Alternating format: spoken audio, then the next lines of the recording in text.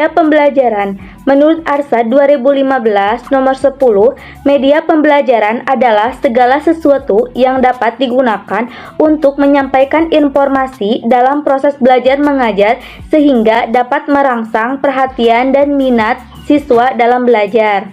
Secara umum, media pembelajaran memiliki peran sebagai berikut. Yang pertama, memperjelas penyajian pesan pembelajaran agar tidak terlalu bersifat verbal.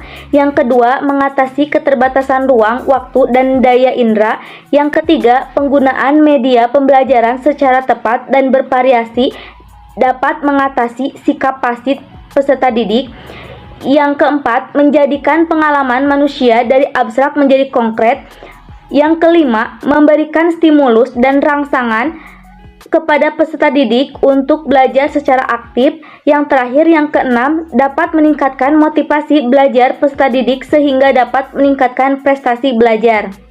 Secara umum, media pembelajaran dapat dikelompokkan menjadi tiga, yaitu media visual, media audio visual.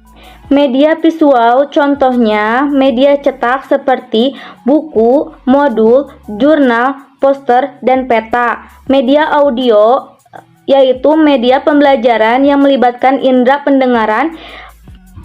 Pesan dan informasi yang diterimanya adalah berupa pesan verbal seperti bahasa lisan dan pesan nonverbal dalam bentuk bunyi-bunyian, musik, dan bunyi tiruan. Media audiovisual melibatkan indera penglihatan dan indera pendengaran. Contohnya film, program TV, dan video.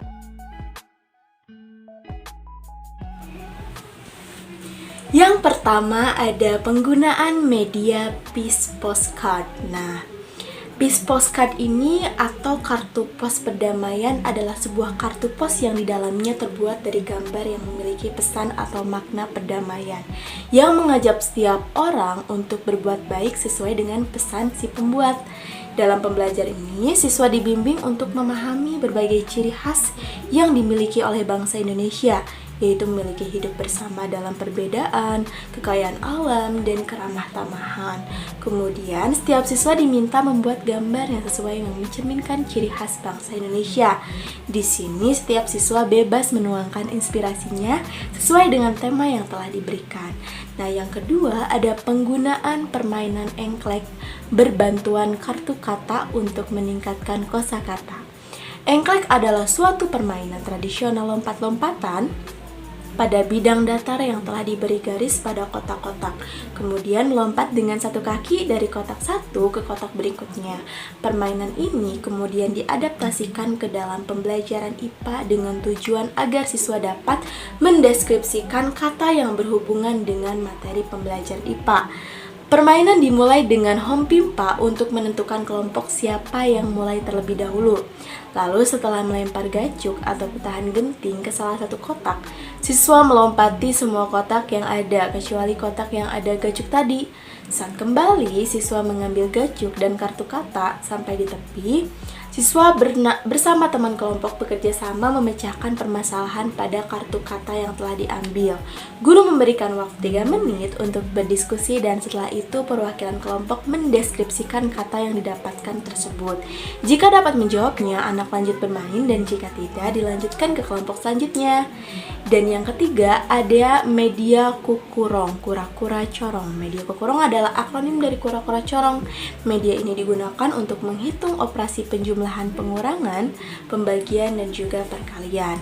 Yang keempat, ada media kartu matematika. Media ini adalah bentuknya memanjang, menyerupai bentuk kartu domino, di mana kartu ini terdapat beberapa soal seperti penjumlahan, pengurangan, perkalian, dan pembagian. Pada konsepnya permainan ini hampir sama dengan permainan domino. Yang kelima ada media helm kata. Helm kata adalah suatu media pembelajar inovatif yang dimainkan secara berpasangan, di mana siswa yang satu sebagai pengarah kata yang bertugas mengarahkan kata kepada pasangannya, dan siswa satu lagi sebagai penebak kata sambil memakai helm yang berisi kata.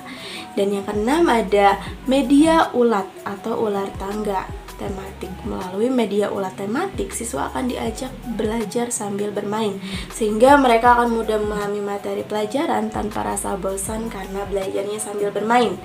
Dan yang ketujuh, ada media pancing soal. Cara kerja media ini hampir sama dengan media pancing yang digunakan untuk memancing ikan.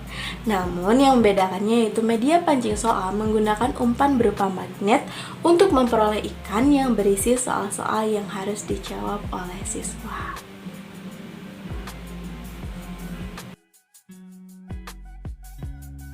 Tujuan inovasi media pembelajaran SD memberikan kemudahan kepada peserta didik untuk lebih memahami konsep, memberikan pengalaman belajar yang berbeda dan bervariasi, menimbulkan sikap dan keterampilan tertentu dalam teknologi, karena peserta didik tertarik untuk menggunakan atau mengoperasikan media tertentu, menciptakan suasana belajar yang tidak dilupakan peserta didik karena adanya keterlibatan penuh diri siswa serta menciptakan pembelajaran yang interaktif dan komunikatif. Macam-macam inovasi dalam media pembelajaran SD. Dalam media pembelajaran SD di sini ada 6, yaitu poster, terus papan atau buku interaktif, yang ketiganya adalah alat peraga, yang keempat ada lagu, yang kelima ada video, dan yang keenam ada permainan. Nah, di sini poster biasa digunakan oleh guru di dalam kelas. Nah, poster ini juga bisa digunakan untuk mematik sebuah diskusi atau pertanyaan dari para siswa. Nah, yang kedua adalah papan atau buku interaktif. Salah satu media ini adalah salah satu cara untuk mengatasi siswa yang merasa bosan, dan siswa bisa menjadikan rasa antusias kepada kepada media interaktif ini, yang melibatkan siswa untuk menjadi interaktif kepada isi dari komponen tersebut. Contohnya seperti menggunakan pop-up. Nah, yang ketiga yaitu alat peraga. Alat peraga ini di sini adalah guru biasanya menggunakan untuk menjelaskan sebuah pengetahuan yang nyata menggunakan alat peraga 3 dimensi. Contohnya seperti menggunakan kerangka manusia. Yang keempat adalah lagu. Lagu bisa menjadi salah satu media pembelajaran yang digunakan oleh guru untuk bisa berkomunikasi dengan siswanya untuk menyampaikan materi apapun kepada siswa. Contohnya seperti menghafal atau materi nama-nama malaikat, tapi dilagukan gitu. Nah, yang kelima adalah video.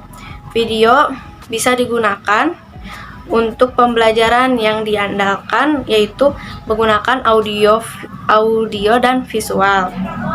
Nah, video juga ada jenis-jenisnya, yaitu ada video penjelasan, ada video pengetahuan, ada video pembelajaran, dan video film. Yang terakhir yaitu adalah permainan. Permainan ini bisa digunakan menjadi media pembelajaran. Menurut Kreb dan Dayton, media pembelajaran itu memiliki 3 fungsi utama, di mana 3 fungsi utama itu untuk perorangan, untuk kelompok, maupun untuk kelompok yang jumlah pendengarnya besar, di mana 3 fungsi utama itu yaitu 1. Untuk memotivasi minat atau tindakan, yang kedua menyajikan informasi, dan yang terakhir memberi instruksi. Menurut Beni Agus dalam Fata Syukur, media pembelajaran berfungsi sebagai berikut. 1. Membantu memudahkan belajar bagi peserta didik dan juga memudahkan proses pembelajaran bagi guru. 2. Memberikan pengalaman yang lebih nyata. 3. Semua indera peserta didik dapat diaktifkan. 4. Dapat membangkitkan dunia teori dan realitanya. Media pembelajaran juga berfungsi untuk satu, meningkatkan efektivitas dan efisien dalam belajar. Yang kedua, meningkatkan gairah peserta didik dalam belajar sehingga peserta didik itu memiliki semangat yang tinggi dalam belajar. Yang ketiga, meningkatkan minat dan motivasi dalam belajar peserta didik. Yang keempat, menjadikan peserta didik berinteraksi langsung dengan kenyataan. Yang kelima, mengatasi modalitas belajar peserta didik yang beragam. Dan yang terakhir, meningkatkan kualitas pembelajaran.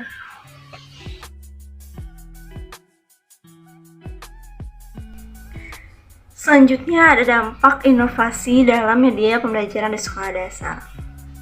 Salah satu penelitian yang dilakukan para ahli membuktikan adanya dampak positif dari penggunaan inovasi media pembelajaran ini, yakni di dalam proses belajar mengajar dapat mengarahkan perhatian siswa sehingga menimbulkan motivasi untuk belajar dan materi yang diajarkan itu akan lebih jelas, cepat dipahami sehingga dapat meningkatkan prestasi siswa. Inovasi media pembelajaran ini juga ada dampak lain, yakni berbagai jenis komponen dalam lingkungan siswa yang dapat merangsangnya untuk berpikir. Lalu sebagai bahan, alat, atau teknik yang digunakan dalam kegiatan belajar mengajar dengan maksud agar proses interaksi komunikasi edukasi antara guru dan siswa dapat berlangsung secara tepat guna dan berdaya guna. Lalu ada dapat membuat siswa mampu memperoleh pengetahuan, keterampilan, atau sikap.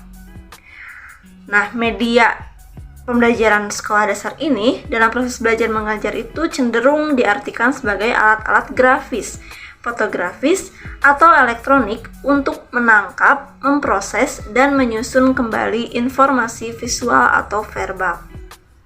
Lalu sebagai segala sesuatu yang dapat digunakan untuk menyalurkan pesan atau isi pelajaran itu sendiri, merangsang pikiran, perasaan, perhatian, dan kemampuan siswa, sehingga dapat mendorong proses belajar mengajar.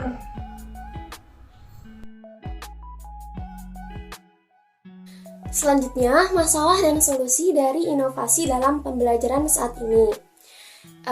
Permasalahan dan solusi ini didapatkan dari hasil wawancara kepada guru, yang mana guru ini telah berbagi pengalaman mempresentasikan inovasinya dalam pengembangan media pembelajaran dan penerapannya dalam berbagai model pembelajaran inovatif. Nah, yang pertama yaitu model blended dengan melibatkan orang tua.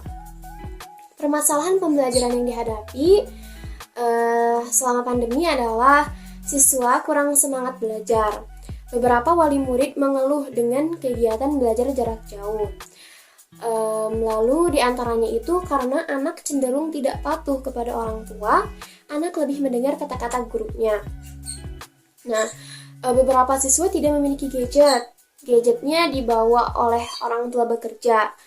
Lalu satu HP digunakan bergantian dengan kakak atau adiknya dan kehabisan kuota internet. Maka solusinya, guru bisa menggunakan model pembelajaran flipped classroom dan blended learning, yaitu tatap muka virtual dengan Zoom dan Google Meet, serta penugasan di Google Classroom.